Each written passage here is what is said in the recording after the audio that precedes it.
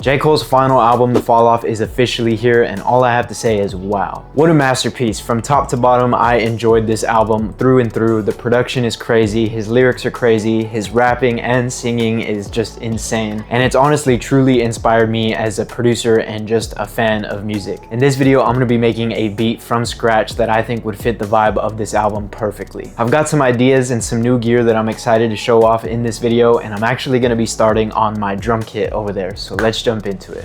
Cool, so we're gonna start behind the kit today, and I think this is the first time that I've ever played drums live on this channel, which is pretty exciting. I'm a little nervous, I don't know why, but I wanted to start with drums in this beat, and acoustic drums are very prominent in J. Cole's production. Any type of like old school boom bap, not that this album is all old school sounding, but I think that some tracks have that nostalgic 90s hip hop feel, and what better way to get that sound than by starting with some acoustic drums. And then we're gonna run it into a piece of gear that I got last weekend, I think, and I'm super excited about that. But yeah, let's start here. I'm gonna play around with some ideas, some drum beats. I've got my little Bluetooth setup so I can control the screen from over here. And yeah, I'm just gonna be laying down some drum beats. So let's get into it. Feeling like 96 is a good tempo to start with.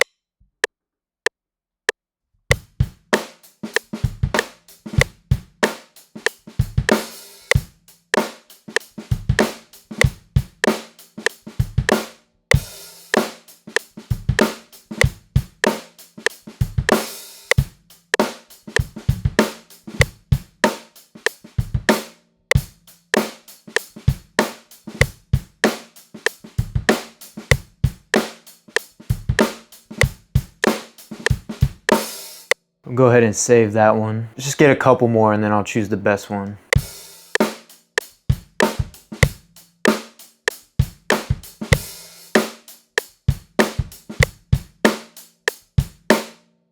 All right, I'm pretty happy with those. Let's run over to the main desk setup and start editing these. Really quickly before we do that, just to run through the mic setup, we have two Audio-Technica, I believe they're AT2020 mics for overheads, and then I have two Shure SM57, one directly pointing at the kick beater. I have the front head off just so I can record. Same mic on the snare right there. It's not the most expensive mic setup in the world. It's actually not my preferred choice of mics on each instrument, but it's what I've got and it gets the job done, and you're gonna hear just how good it sounds. Okay, so I went ahead and saved you all the time of watching me go through and quantize my favorite take. I think I picked the first take that I did. Simple drum beat. Only thing I did to this was cut it up and put some of it on time. My timing wasn't too bad, I'm not gonna lie. But yeah, no effects on this. This is what it sounds like raw.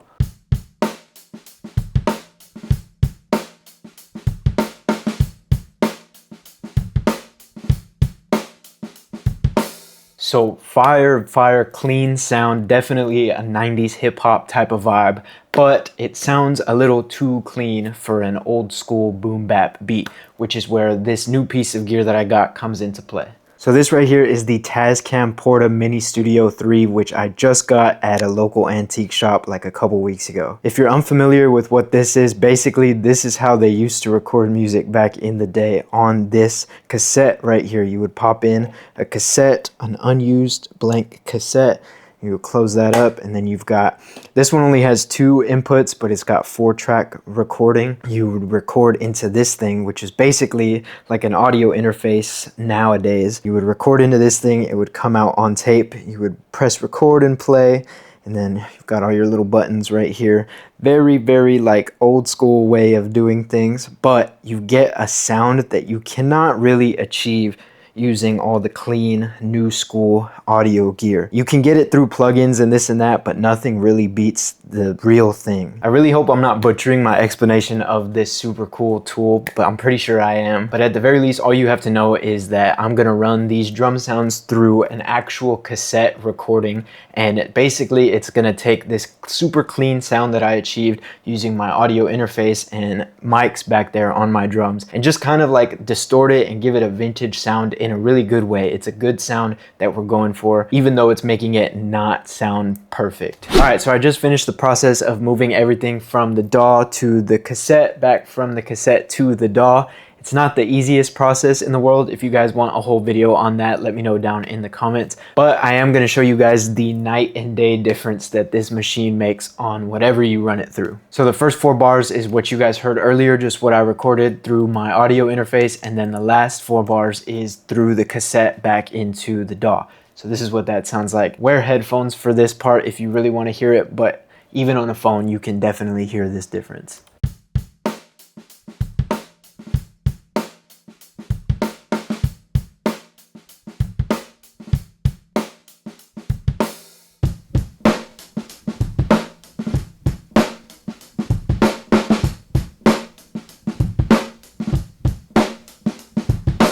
Crazy. I don't even know how to obviously there's a night and day difference on the sound. There's a lot more of that white noise hiss from the tape drums, which is the mechanics of the actual cassette rotating and all of the little different components going on while being recorded. But there's also just some grittiness to the way that the sounds hit the preamp and then are printed onto the tape. It's very, very technical things. There's nothing going on under the hood. I level matched it as best as I could, so there's no volume magic going on. Crazy, crazy sound, and we definitely have more of that 90s hip hop vibe going on just by running it through that machine. Let's go ahead and start adding some melodic aspects to this. I think I'm gonna start with a piano.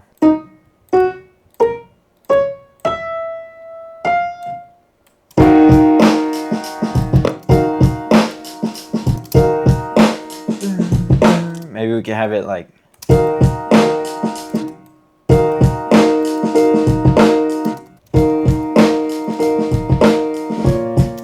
ooh, that's fire.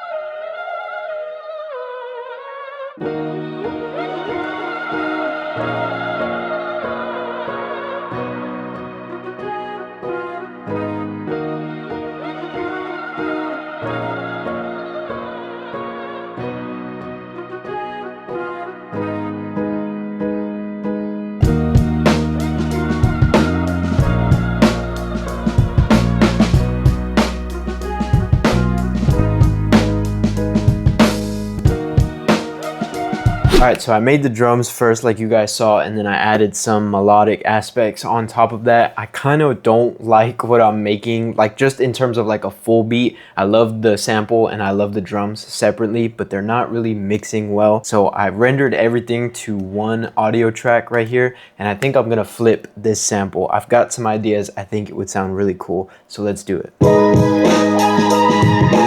That's already miles better.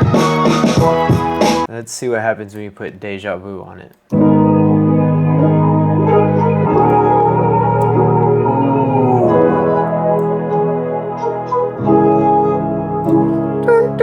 Holy, oh my God. That makes it more cinematic almost.